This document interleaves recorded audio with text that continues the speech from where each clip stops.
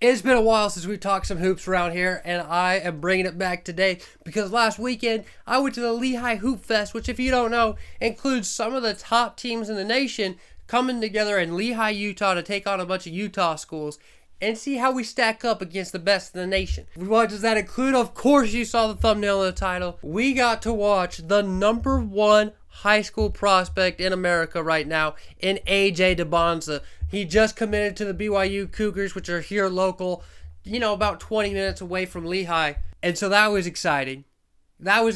He plays at Utah Prep, and we got to watch him live. And that was an experience. You'll see footage throughout this video of AJ Dybantsa and everything else I saw at the Lehi Hoop Fest, because there's a lot we got to get into. AJ Dybantsa and his Utah Prep team, which is no joke, has plenty of D1 quality guys. When we talk about Anthony Felesi, who is probably going to go to BYU next year, hopefully, as a local guy. I would love to see his athleticism come to Provo.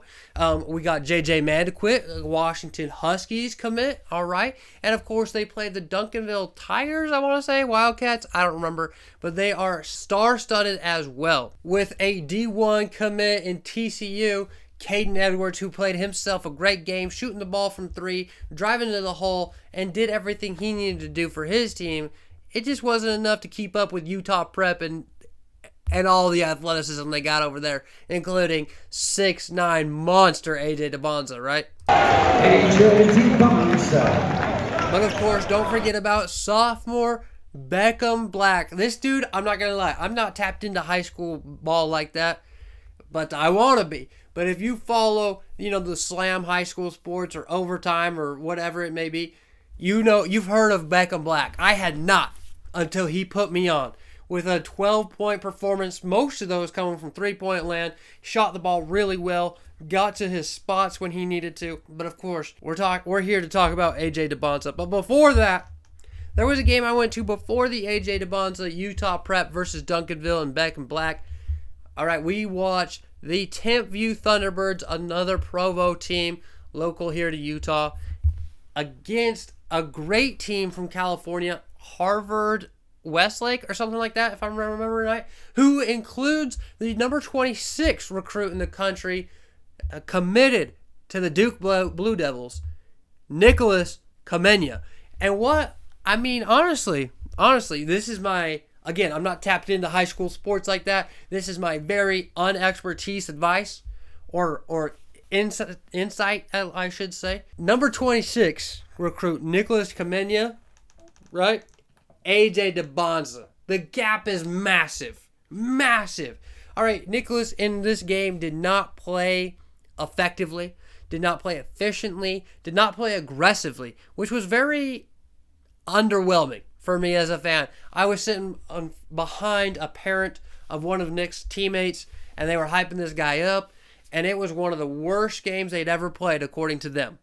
All right, they were undefeated up to this game, and they're a nationally ranked team going up against not a nationally ranked team in the Duncanville Thunderbirds. But the Thunderbirds just played lights out defense, shot the ball extremely well, and Harvard Westlake did not, including Nik Khamenia, who just did not shoot the ball very well at all. He got his bucket here and there, but he wasn't playing aggressively. Because I was going into this game not knowing who Nik Khamenia is. If you don't know, go look him up. But he's got all the offers from the Blue Bloods. All right, UCLA, Duke, I believe UNC was in there. Gonzaga was in there. All right, he had options. It just didn't look like it. He didn't even look like the best player on his team that day. He didn't look like, and maybe he's taking it easy, trying to get his teammates more involved, whatever. But it's not like he was even facilitating the offense. If I'm him, I'm at least dribble, drive, penetrate, kick out to the corner to give my teammates open shots or something like that, get them going. But no, it wasn't much of that. He took a couple shots himself. They weren't falling for him. He rebounded the ball extremely well. But other than that, he just didn't look like a number 26 prospect. I was more impressed by Duncanville's Kayden Edwards, who is a much lower rated prospect, who I think is pretty good. He got it from 247. I think Nik Khamenia had an 89. Which is pretty good, just one of the higher 4 stars. It just didn't look like it. It was not very impressive. And I know I caught them on a bad day. That was their only loss of the season. It was a bad loss, like 20 points or so to Tempview, to a team that they shouldn't have lost to. That just set the stage for me, thinking, Nik Khamenia wasn't going all out in this tournament. Why is AJ Dybantsa? Well, guess why? Because when I show up, but their sections were filled with students in BYU gear. They were here to rep the newest Cougar. And so for them, AJ put on a show. 26 points, 10 rebounds, a couple high-flying dunks, an and one opportunity. It gave him the little Y after. AJ was hype. It was so fun to watch. He did his thing. JJ Mandaquit, again, a stud there. Don't forget about Beckham Black and Kayden Edwards on the other side of the floor. They were playing really well as also.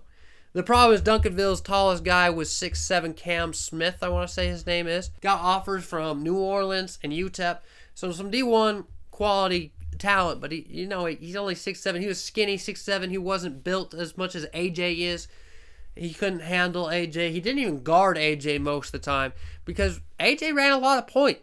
He brought the ball up a lot. Obviously, they have JJ Mandaquit, who's one of the best point guards in the country. AJ can run the point forward. He said on First Take when he was talking to Stephen A. Smith, he said he can play the point forward. That's why his father, Ace, said, yeah, he's more like LeBron James.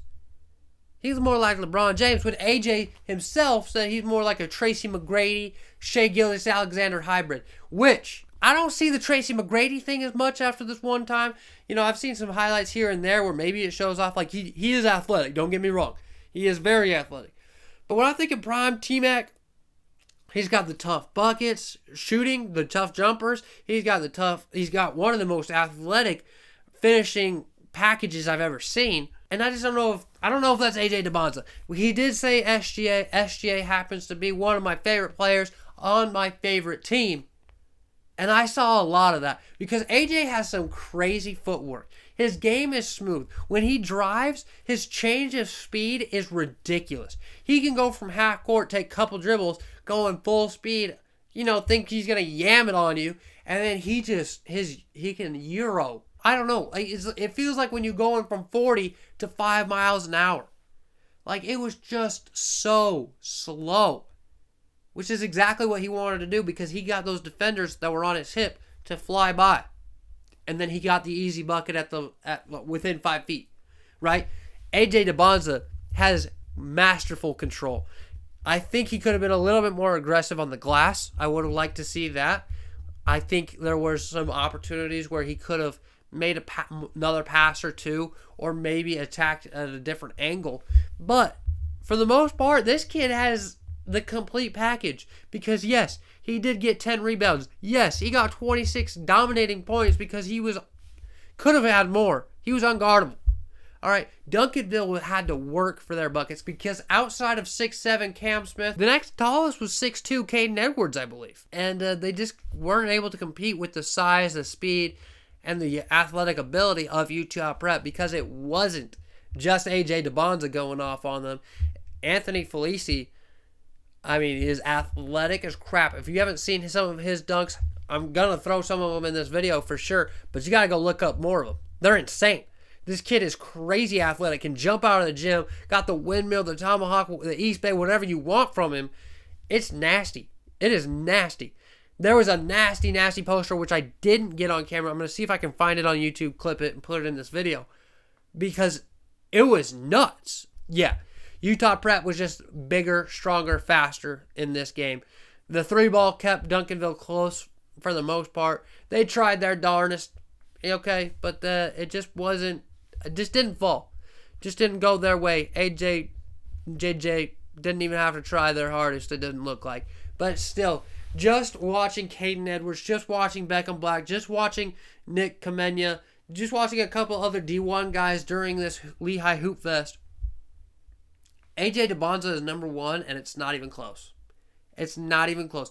A lot of people have been saying AJ Dybantsa is better than Cooper Flagg, and now I believe it.